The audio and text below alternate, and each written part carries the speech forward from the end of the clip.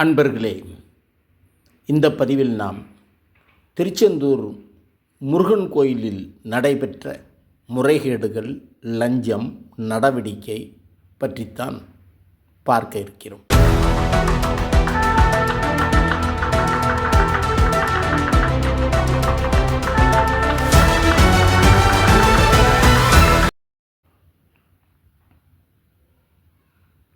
ஒரு பானை சோற்றிற்கு ஒரு சோறு பதம் என்பார்கள். அதுபோலத்தான் அனைத்து முக்கிய கோயில்களிலும் நடக்கும் முறைகேடுகளுக்கும் லஞ்சத்திற்கும் திருச்செந்தூர் முருகன் கோயில் ஒரு உதாரணம். திருச்செந்தூர் முருகன் கோயிலுக்கு இந்து சமய அறநிலைத்துறை அமைச்சர் ரமேஷ் முகக்கவசம் அணிந்தவாறு கடந்த 29ஆம் தேதி அதிகாலையில் சென்று திடீர் ஆய்வு செய்தார். அப்போது அமைச்சரின் உதவியாளரிடம் கோயிலில் விரைவாக சாமி தரிசனம் செய்வதற்காக ரூபாய் 4000 ஜிபே மூலம் அர்ச்சகர் லஞ்சமாக வாங்கி கொண்டார். முடிகாணிக்கை செலுத்தும் இடத்தில் இருந்த ஊழியர்களும் பொதுமக்களிடம் பணம் கேட்பது தெரிய வந்தது. தாமதமாகத்தான் துறை அமைச்சர் வந்திருப்பது கோயில் நிர்வாகத்திற்கு தெரிய வந்துள்ளது. பெரும் பரபரப்பை ஏற்படுத்திய இந்த சம்பவம் தொடர்பாக கோயில் அர்ச்சகர் ஒருவர், பாதுகாப்பு பணியாளர்கள் 2, முடிகாணிக்கை பணியாளர்கள் 2 என மொத்தம் 5 பேர் அதிரடியாக பணியிடம் நீக்கம் செய்யப்பட்டனர்.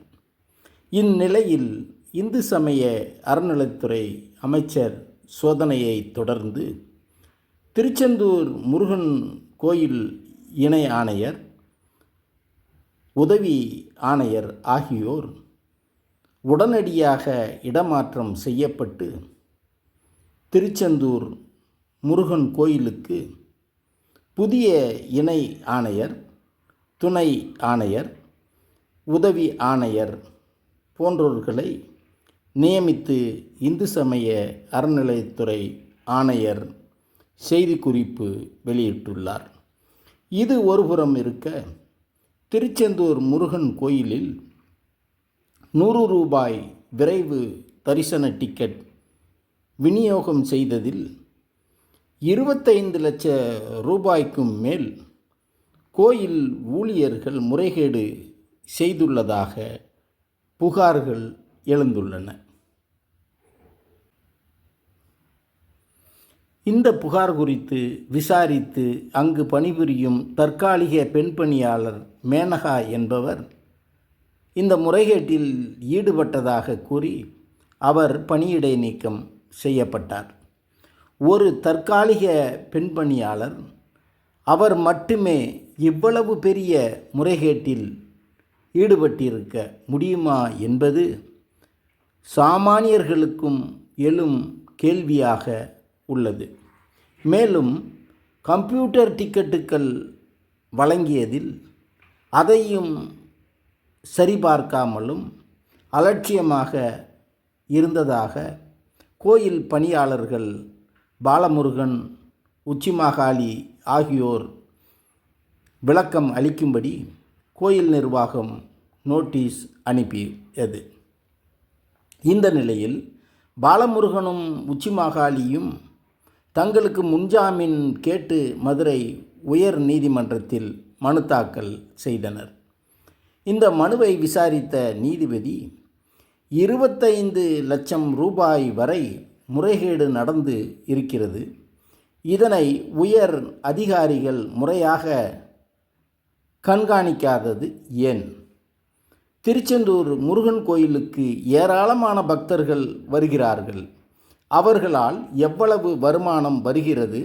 இந்த வருமானம் முறையாக வசூலிக்கப்படுகிறதா என ஆய்வு செய்வது